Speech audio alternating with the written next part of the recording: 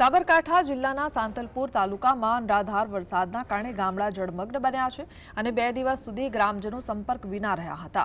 વૌવા સહિતના ગામોમાં પૂરના કારણે લોકો ભૂખ્યા તરસ્યા અને વીજળી વિના જોખમી જીવન પસાર કર્યું હતું। હવે પાણી ઓસર્યા પછી પણ વહીવટી તંત્રની લાપરવાહીના કારણે કોઈ સહાય મળી નથી અને માલ મિલકતને થયેલા નુકસાનનો સર્વે પણ થયો નથી। જીએસટીવીની ટીમ વૌવા ગામે પહોંચી ત્યારે ગ્રામજનોની સ્થિતિ દયનીય જોવા મળી। ગ્રામજનોએ જણાવ્યું છે કે સોમવારે પૂર આવ્યું ત્યારે તેઓ 2 દિવસ સુધી મદદની રાહ જોઈને રહ્યા, પરંતુ તંત્ર તરફથી કોઈ વ્યવસ્થા થઈ નથી। ગામડું બેઠું થવામાં ઘણો સમય લાગશે અને હાલમાં પણ મુશ્કેલીઓ વધુ છે।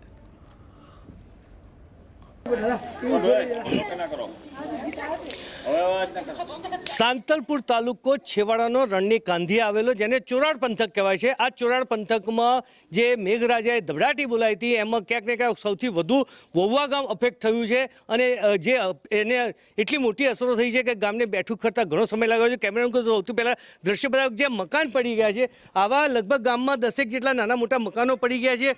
ઘર વખરીને નુકસાન થયું છે, આપ પણ જોઈ શકો છો। એમનું એમ પડ્યું છે જે વસ્તુ છે, કારણ કે જે મહિલા છે એ મહિલા ગંગા સ્વરૂપ છે। ગંગા સ્વરૂપ મહિલાને સીધી વાત કરીએ, બા જે આટલા વર્ષોમાં તમે આવું પહેલી વખત જોયું છે, તમને સરકાર તરફથી શું મદદ મળી છે અને બીજા લોકોએ શું મદદ કરી?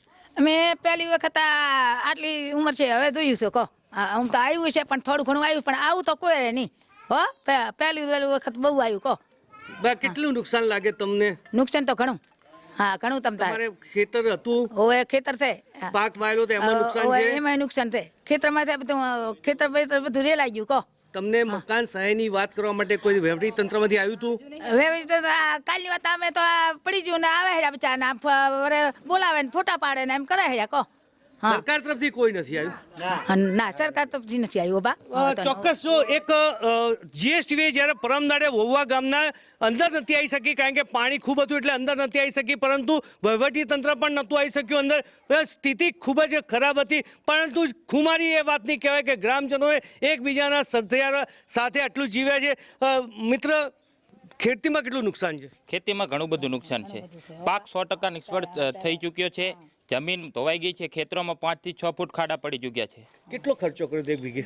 એક વીઘે 10 થી 15 હજાર ખર્ચો કર્યો હતો। તમારું પણ મકાન પડી ગયું છે, કોઈ આવ્યું છે ખરી તમારી સાથે? કોઈ રિપોર્ટ કરી ગયા છે? રિપોર્ટમાં આવ્યા હતા એ ભાઈ પહેલાં, તેને મેં બતાવ્યું કે આ મારું ધીરુજું એ ડાજા 2 લાખ રૂપિયા તણાના અને ભાઈ આ સરપંચ અહીંયા ફસાઈ ગયા, માંડ પડી નીકળ્યા। સરપંચે એ ગામની મદદ કરી એને બહુ ટેકો દીધો એમ। ટૂંકમાં ગ્રામજનો એકબીજાના સાથે રહ્યા હતા। બેન, આપને કેટલી તકલીફો પડી છે? 2 દિવસ સુધી આપને ઘરના પરિવાર સાથે કેવી ના રહ્યા? કે જે રીતે અમે આવી પરિસ્થિતિ પાણીને અમે જોતા હતા ને એ રીતે તો અમને એમ થતું હતું કે આ પાણીમાંથી અમે નીકળશું કે નહીં નીકળી, પણ ગમે તેમ કરીને અમે બધાને હેલ્પ કરીને અમે નીકળ્યા। પણ જે રીતે અમે અત્યારે જીવી છીએ ને એ તો અમારું મન જાણે છે। નથી ખાવા કાંઈ, અનાજ પણ નથી વધ્યું ને કપડાં પણ નથી પહેરવા, પણ બધા ગામજનોએ બધા મદદ કરીને એકબીજાની હેલ્પની રીતે અમે બધા હવે કરી છીએ। બેન, રેડક્રોસની ટીમ આવી હતી સવારે, ક્યાંક ને ક્યાંક સામગ્રી આપી છે, આપ ખુમારીવાળા છો, કદાચ ના લીધી હોય પણ મદદ કરવા માટે એટલે મદદ કરવા આવ્યા, એ આજે આવ્યા પણ કાલ સુધી રસ્તો ખરાબ હતો એટલે બચારા કોઈ અંદર આવી શકતા નહોતા। એના લીધે પછી બધા એવી રીતે પરિસ્થિતિમાં કાલ 2 દિવસ અમે એવી રીતે બધા કાઢ્યા, પણ આજે તો એમ બરોબર છે।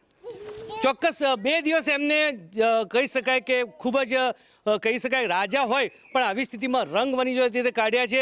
હાલ જે ગામમાં મેં પ્રવેશ્યા હતા ત્યારે ગામમાં જે એક શાળા છે એ શાળાની દિવાલ પડી ગઈ છે, સાથે સાથે રસ્તો ખરાબ છે। આમ સમગ્ર ગામ લગભગ 300 થી 350 મકાનો છે, એ તમામ 300 થી 350 મકાનો તકલીફ છે। અને જો ખર્ચની વાત કરીએ ને તો અંદાજે 2 થી 3 કરોડ નુકસાન છે, કારણ કે એની અંદર પાક પડાઈ જાય, જે ઘરોમાં એમને સંઘરી રાખેલો ધાન્ય હતું એ ધાન્ય પણ બગડી ગયું છે।